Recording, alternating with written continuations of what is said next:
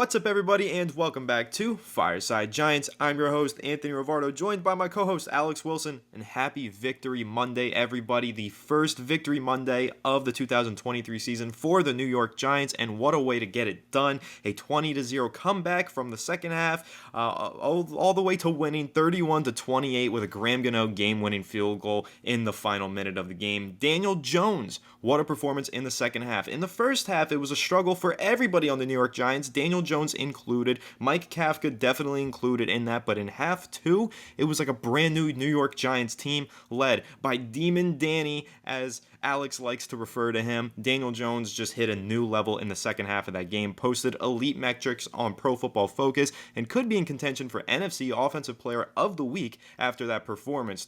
On the ground, rushing, through the air, passing. Danny Dimes, he was doing it all. So we're going to go ahead, react to this game and a little bit further analysis, give you all those PFF stats that you guys want to hear, and talk about Daniel Jones and the way that he performed in that second half, and how he turned it around after the whole team was just falling apart, getting outscored 60-0 in their first 6 quarters of play throughout the season. Daniel Jones said none of that, no more, time to lead this offense to victory, and he did exactly that. So we're going to go ahead and break it all down, but before we do, make sure to leave a like if you do enjoy this episode, subscribe to the channel if you are new, ring the bell so you don't miss an episode, and comment your thoughts on this topic down below in the comment section. If you're listening on Apple or Spotify, please make sure to leave us a 5-star review, and go ahead and follow us on all of our social media channels at Fireside Giants. But without further ado, Alex, how are you doing today, my friend, and what are your thoughts on the way that Demon Danny led this team to victory in week 2? Man, faith temporarily restored in this Giants team. Temporarily restored, right? I just posted out 3.7% chance of winning that game at halftime for the Giants against the Cardinals. I mean, if you watched our video last night, the instant reaction, you know that we were perplexed, flabbergasted at the fact that we won that game. 31 points, 31-8 after in the second half. I mean, come on. That is just ridiculous. Look, the Cardinals are not a good team, but you got to take wins where you can find them. There's a lot of people in my mentions or in the comments or even on social media saying it was the Cardinals. They're a bad team. They're tanking. Guys, the Cardinals are not tanking. If they were tanking and that were to come out, then yes, we can have that conversation, but they've been competitive for 2 weeks. They almost beat the Commanders last week. So, they're trying their best with kind of some bad situations unfolding, obviously, with Joshua Dobbs, who looked like Patrick Mahomes during the first half of that game yesterday. But there are a lot of things the Giants need to get better in. We're going to talk about Daniel Jones, obviously. We're going to kind of further break that down. We're going to give you the stats on the offensive line. We're going to talk about some of the pass rushers. There's some interesting things there. We're going to talk about the linebackers. We're going to talk about the defensive backs. We'll kind of cover everything, some good news and bad news. There's some good news for sure, but there's a little bit of bad news, and Saquon Barkley's injury is one of them, and we'll give you an update on Andrew Thomas as well. So we got you guys covered on those fronts, but Anthony, I'll let you kick it off with Daniel Jones here, because look, the player that we saw in the second half was a different version of him. As I have been starting to call it since last night, he looked like Demon Danny. I mean, you saw in his eyes, he was out for blood. He had his head down in the first half. He didn't look confident. You saw it in his face. But the second half, man, he came alive. That first hit to, Jalen Hyatt was unbelievable. If you look at some of the quotes that came out, Jalen Hyatt went up to Daniel Jones before the snap and said, "Hey, man, throw the rock to me. I'm going to be open." And what do you know? Jalen Hyatt was wide freaking open downfield. The Giants need to start throwing the ball downfield more. We saw what it did. It really opened up the offense for everybody. And Jalen Hyatt, 2 receptions for 89 yards. He was, he led the team in catch in receiving yards. He was electric in terms of being that ignition to spark that comeback in the second half. But when you saw Daniel Jones take that big step, he started to run the ball effectively. He started to throw it effectively. He was taking big shots downfield. What did you see? What was the difference in your opinion? What was the change? What really sparked that? What made him become Demon Danny? What made him, fuel that comeback and really start threading the needle and making some excellent passes? Because in my opinion, it was a different player that we saw. And I think all that momentum and confidence they gained as the second half went on, it just compounded and it got so much better, and we were just scoring at will at points. So what did you see for him to really turn that thing around? Because he was just excellent in the second half. There was no other way to explain it. He was, and I'd even go further than excellent. I'd say he looked elite in the second half. I think he looked like one of the best quarterbacks in the NFL in the second half of that game. He looked like the top 10 quarterback that I've been saying all offseason long he will be this season. I've been hyping up Daniel Jones. Don't get it twisted, guys. I've been saying Danny Dimes is going to be a top 10 QB this season. Through the first 6 quarters of the year, he wasn't. But through these last 2 quarters that we just watched, he absolutely was a top 10 quarterback. Maybe even top 5 with that performance. It was that good. And what did I see differently from him? I saw a different mindset. I saw a killer's mindset. And also, I saw better play calling, more aggressive play calling. I feel like in the first half, the Giants were just trying not to beat themselves. And in doing so, they ended up beating themselves up pretty badly. They didn't want to be aggressive. They didn't want to take those shots downfield. They took one in the first half, and Daniel Jones, he underthrew it to Darius Slayton. Could Slayton have fought harder to try and make a better play on that ball? Yes, guys, he could have. But Daniel Jones also could have given him a better ball that he could run underneath and go score, walk-in touchdown for 6 points in the first half. So that was a bad throw by Daniel Jones. He didn't look super confident in that throw. He kind of just left it out there with his arm, didn't step into it. But in the second half, we saw a completely different type of throw. The one to Jalen Hyatt, he stepped into it, he uncorked that thing, and he dropped a bomb deep down the middle of the field for a huge gain to Jalen Hyatt of 58 yards. It's a big difference between what we saw from Jones in the first half and what we saw in the second half. And again, I think that there was 2 things to take note of here. I thought that the play calling got way more aggressive in the second half. Not only did they call that deep shot to Jalen Hyatt to open up the second half, they then compounded on it with a rushing play for Daniel Jones. We've been saying, Alex, we want to see more quarterback design runs from Daniel Jones. In week 1, we saw Jones run a lot, but a lot of it was because the pocket broke down. He had to scramble and go pick up some yards with his legs because nobody was open. In this past game, first half, we saw some more of the same, but in the second half, we saw those designed runs, and we saw him have the opportunity to pull the option, put it in his arms, and just run with it. And I think that was something special that really allowed Daniel Jones to get that motivation, get that spark lit inside of him. I mean, you could see it on that second touchdown run that he had that got negated by a ticky-tacky Evan Neal holding call. I think that one was a little bit iffy. You know, I've given Evan Neal a lot of criticism, but that one in particular, I didn't necessarily think was his fault. Anyway, on that play, Daniel Jones runs it into the end zone, gets tackled on his way in, throws the ball at the wall, gets up, starts banging his chest and screaming. That's a different Daniel Jones than what we saw through the first 6 quarters of the season. That got me so hyped. I was wearing my Daniel Jones jersey yesterday, and when he stood up and he got in the camera's face and he started screaming, I stood up and I got in my TV screen's face and I started screaming and banging my chest. That man got me so hyped there, okay? I am a diehard New York Giants fan, and Daniel Jones is my favorite player on this team. I said that on a live stream in the preseason. This guy gets me hyped like nobody else when he's on fire. And yesterday, he was on fire. So again, you ask me what was the difference? I think there was 2 things. The Giants got more aggressive in their play calling, and Daniel Jones found that spark that's inside of him. We know that he's always got that spark in there. He knows it too. But he's always a very calm, reserved, relaxed quarterback. And when the going gets tough, that does a lot for the team. Not to have a guy who doesn't get flustered, doesn't start panicking and losing himself. He's always that calm statue in the center of the team that all of his teammates can rely on. And in the first half, he was still that. They got into the locker room, and I believe it was Isaiah Hodgins said he was just the same calm, cool, and collected Daniel Jones that we always see. And that allowed the rest of his teammates to feel confident as well. They go into that second half and just building that trust with those players. Like you said, Jalen Hyatt saying, I'm going to be open, throw me the ball. And then he gets the ball. That does wonders for their trust going forward. That does a lot for the chemistry and the ability to hit those home runs for the team. So Daniel Jones got better play calling in the second half. I was very highly critical of Mike Kafka's play calling in the entirety of the first game against Dallas and in the entirety of the first half versus Arizona. I thought Mike Kafka did a really poor job giving Daniel Jones opportunities. But in the second half, he dialed up that deep shot to Jalen Hyatt, or maybe Brian Dable did it. Depends on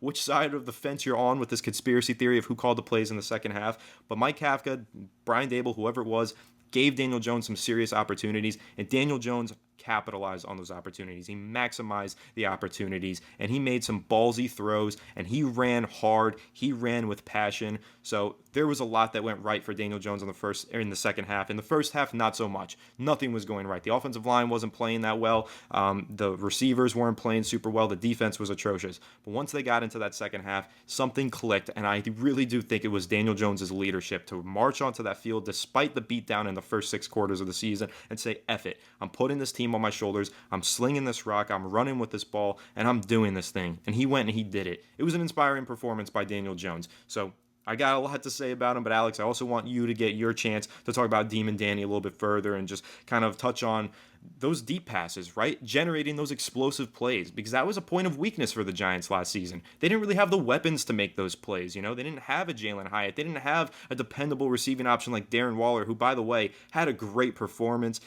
He had 76 yards through the air. I mean, he looked stellar as well. So, Alex, when you're looking at the weaponry and the play calls that Daniel Jones got in the second half of this game, you have to feel a lot more confident throughout the rest of the season going forward that Jones can get this offense that we were dreaming of all offseason long, get them going, and start to put some points on the board.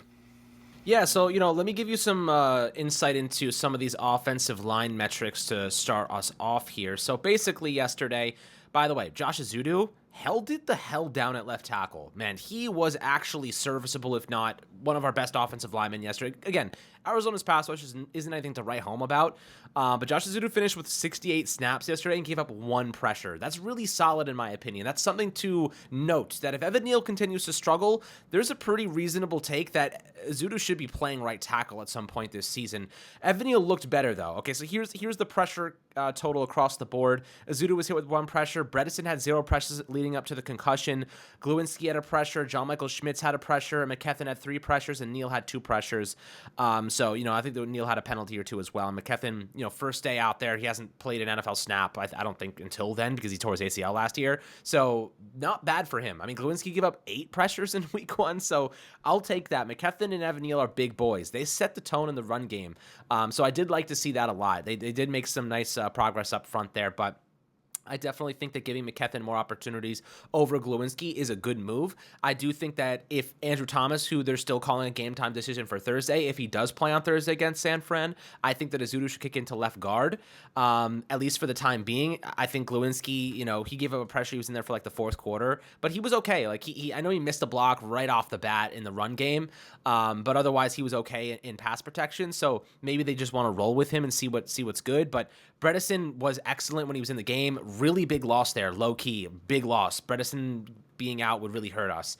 But at the very least, if he does miss Thursday, he should be back in time for week 4. Obviously, I hope that concussion isn't serious and it's not a longing thing. He fell down after he was dizzy. So that really sucked. But, Daniel Jones in the second half played well for a myriad of reasons. 1, the play calling was exceptionally better. 2, the pass blocking stood up and actually made an impact. 3, the defense, the Cardinals defense was falling for the traps they were setting. The design runs that, those RPOs and, the quarterback runs that they had going to Barkley that they set up early in the game. They were, using those outside zone runs, and then they were pulling them back over to the left with Daniel Jones, and they were just trying to chase him. And Daniel Jones made a lot of plays on the ground too. There were a couple of big first downs there where he was just outrunning players. Vanilla Vic was in full effect, my friends. He was there, and ultimately you love to see that because Daniel Jones is best when he's mixing and mashing the passing game with his running capabilities. When he's running the ball well, the passing game opens up because now you have to have guys spying on him,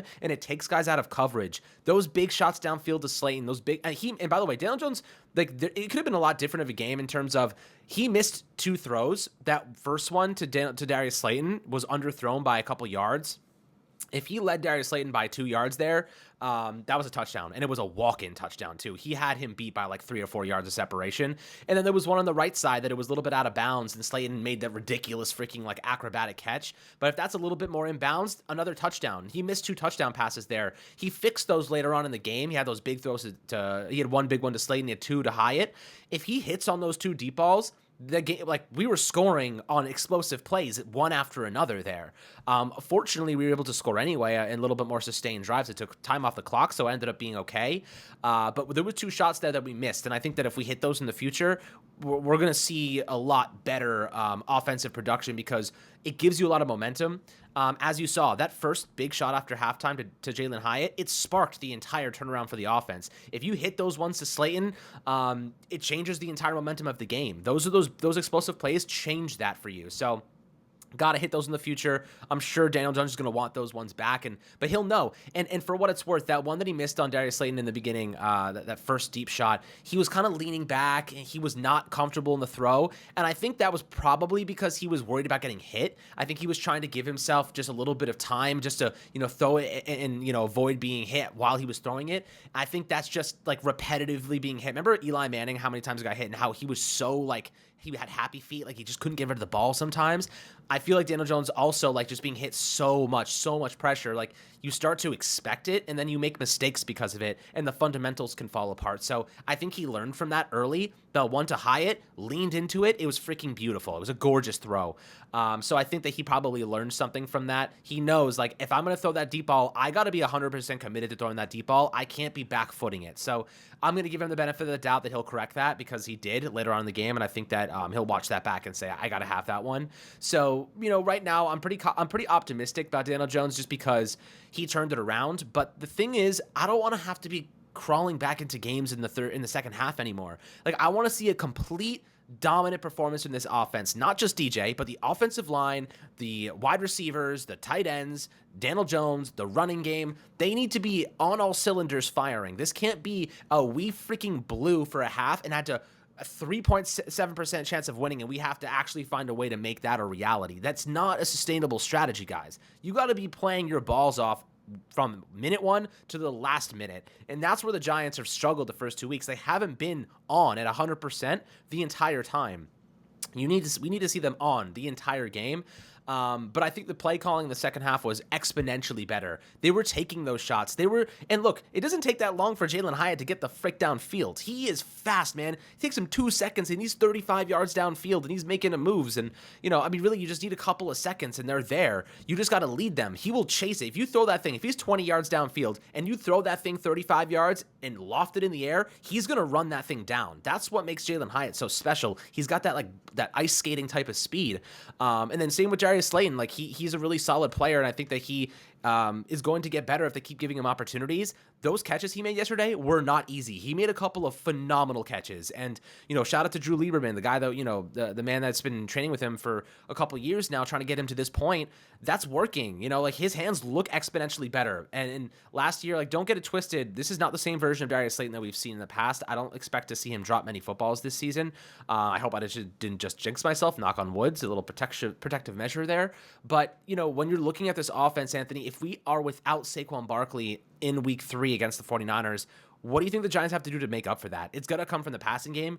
The Rams, 300 plus yards passing, they didn't do it. They did it without throwing a ball 20 yards downfield. Puka Nacua, the guy was just collecting short yards and just taking those first downs from them.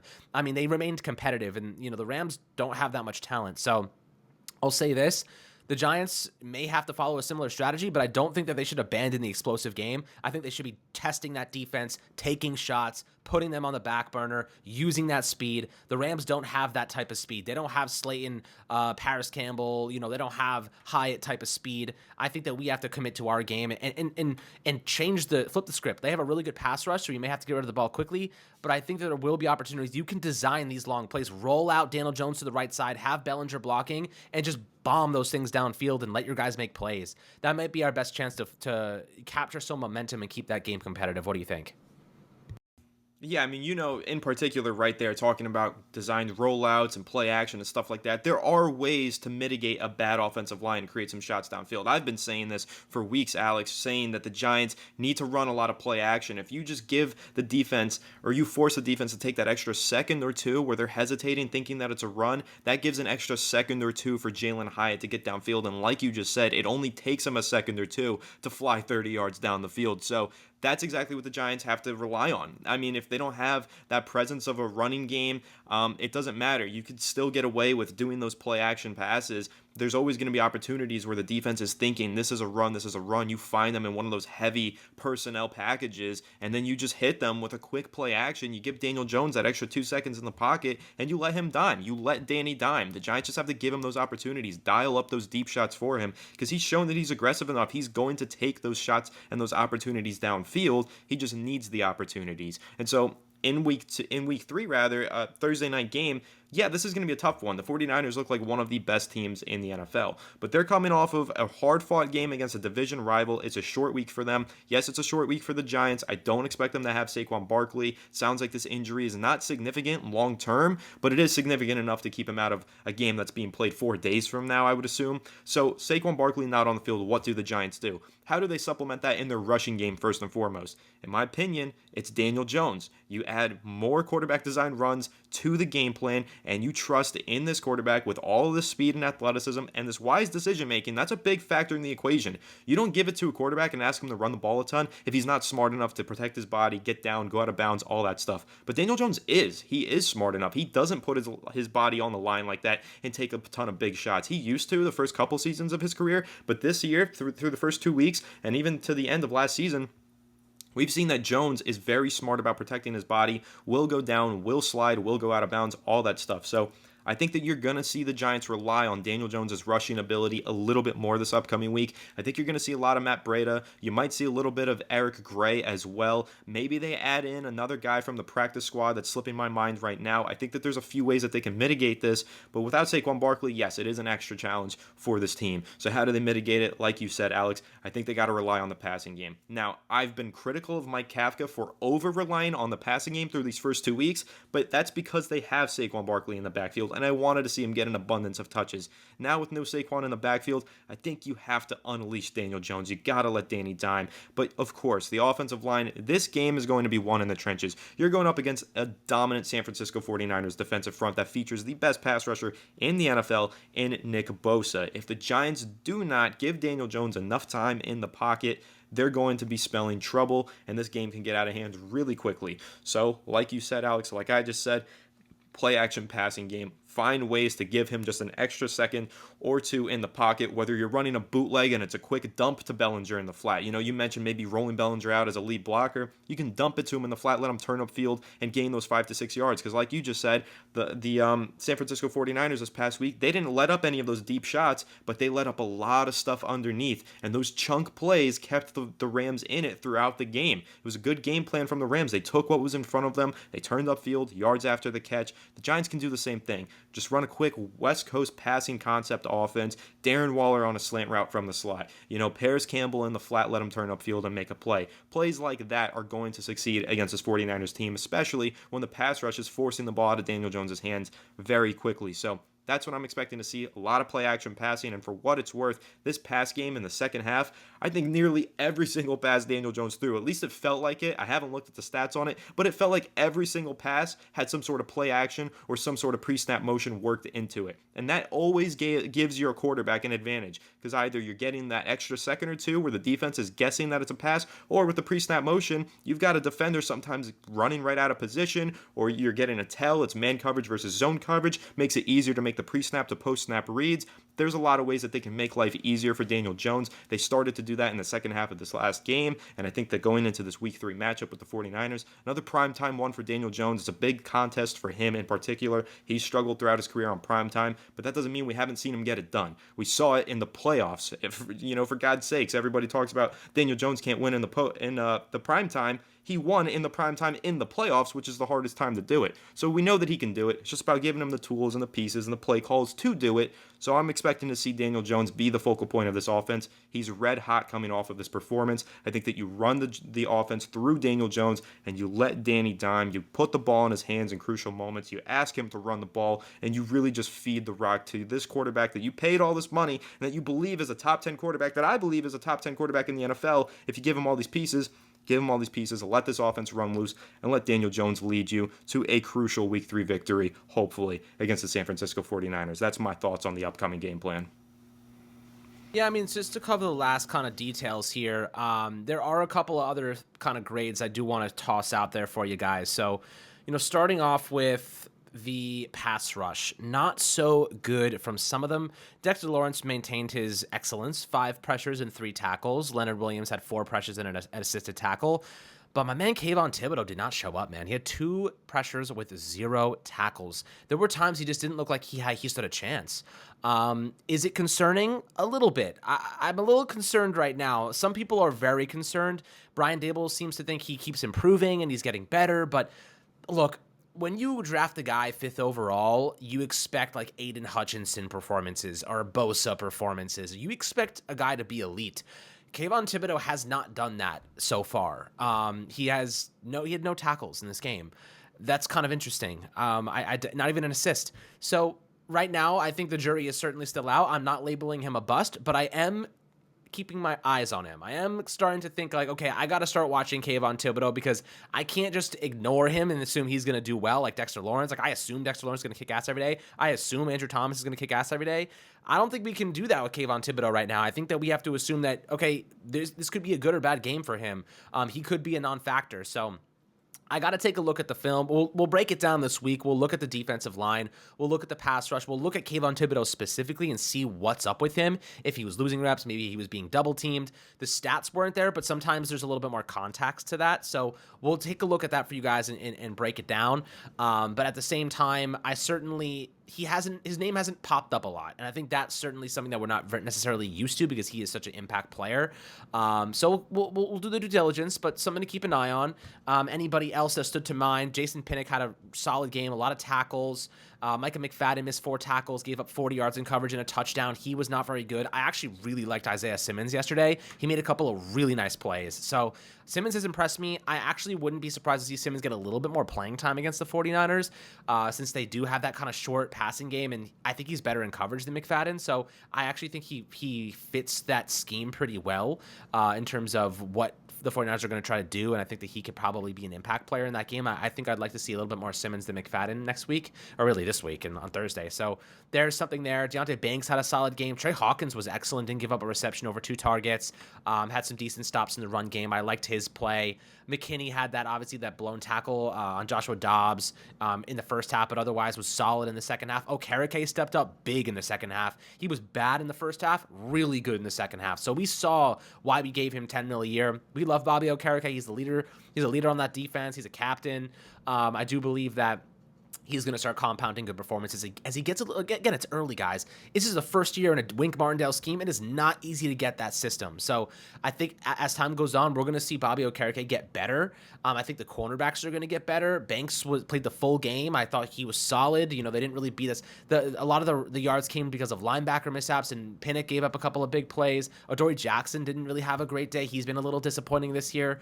But again, he's learning a new position. The slot is a much different spot than the boundary wide receiver. So I do believe that Adoree Jackson's going through somewhat of a transition change, and it's going to take time for him to get it, but I think he's slowly starting to pick it up. He had a couple of okay moments, but definitely was getting caught on the back end a few times.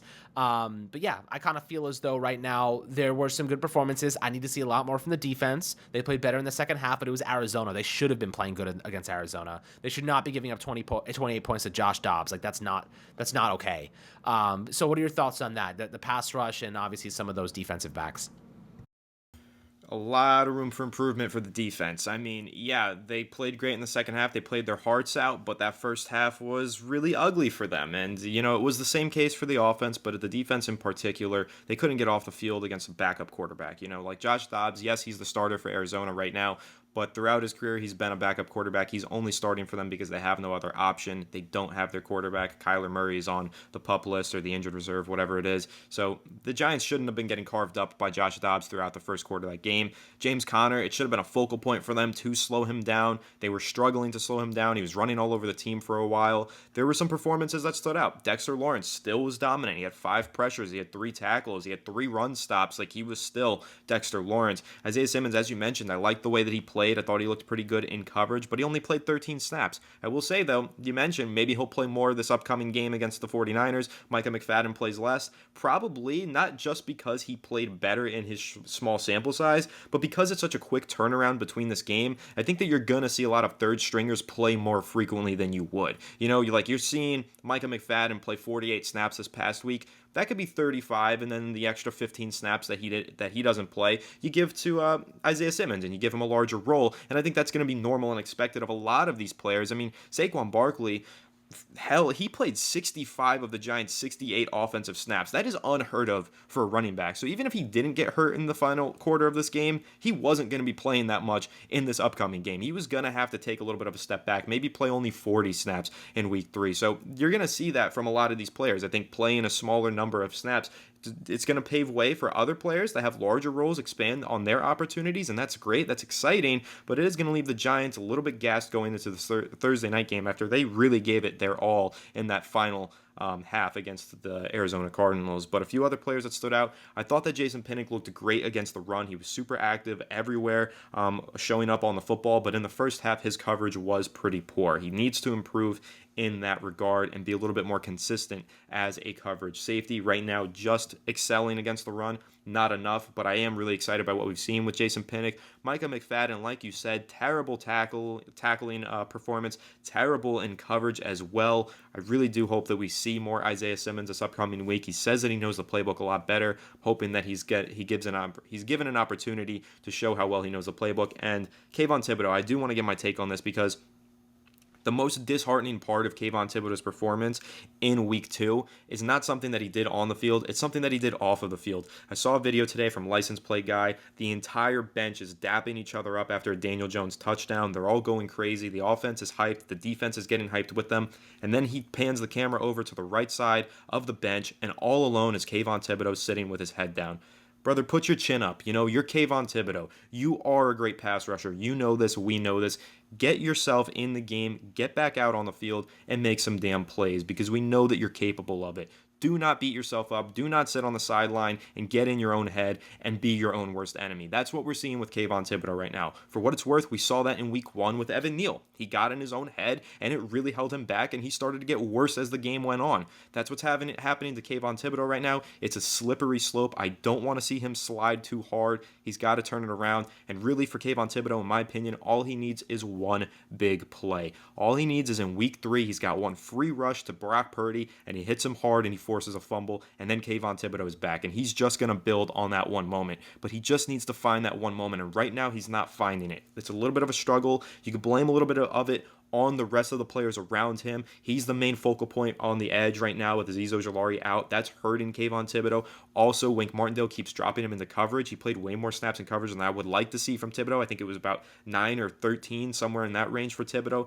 That's too many to me. The team was double teaming him. Arizona was double teaming him. There's a lot of factors working against Kayvon Thibodeaux right now, but if I'm Wink Martindale, here's what I would do. Week 3 versus the 49ers, I'm taking Kayvon Thibodeaux, I'm doing an overload blitz to his side and trying my hardest to get him open on a free rush. Just let him get that one sack, clear that mental barrier, and just keep going. That's all he needs. He's stuck in his head right now. I'm not that disappointed in the way Kayvon Thibodeaux's playing. Like, of course I am, but I just think a lot of it's mental. I still see the physical attributes there. I'm not forgetting about the great performances that he had in his rookie season. He's got to build on that stuff, but he's got to get out of his own head. And once he does, I think that we'll see him return to form and have that breakout second season that we've been hyping him up to have all offseason long. So I haven't lost hope in Kayvon Thibodeaux yet. I still think it's way too soon to call him a bust, but there is some cause for concern. I just think he needs that one big-time play to turn things around and become Kayvon the closer once again, Mr. Primetime himself. So that's pretty much my thoughts on the entire defense right there. I thought the coverage could have been a lot better in the first half, but really everything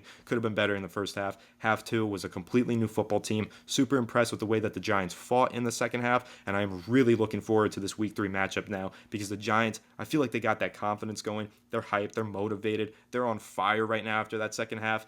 I'm not saying that they're going to be favorites in week 3. They're not. They're going to be the underdogs, but they've got that mentality right now that underdogs like to win with, you know? They've just got that count us out and watch us do it again, right? We were down 20-0 at halftime. What odds can't we overcome? We can't overcome odds to beat the 49ers on the road. Watch us. That's the mindset that the Giants are playing with right now. So I'm thrilled going into this week 3 game. I'm not saying that they're going to win, but I know that they're going to fight. I know that they're going to fight their absolute hardest with Brian Dable leading this team and with Daniel Jones, Daniel Jones leading this team. So I'm excited, but that pretty much breaks down this week 2 matchup, this win from Daniel Jones and the New York Giants. Make sure to leave a like if you did enjoy this episode. Subscribe to the channel if you are new. Ring the bell so you don't miss an episode, and comment your thoughts on the topic down below in the comment section. If you're listening on Apple or Spotify, please make sure to leave us a 5-star review and go ahead and follow us on all of our social media channels at Fireside Giants. But without further ado, we will catch you all in the next one. Have a good one, and let's go Giants.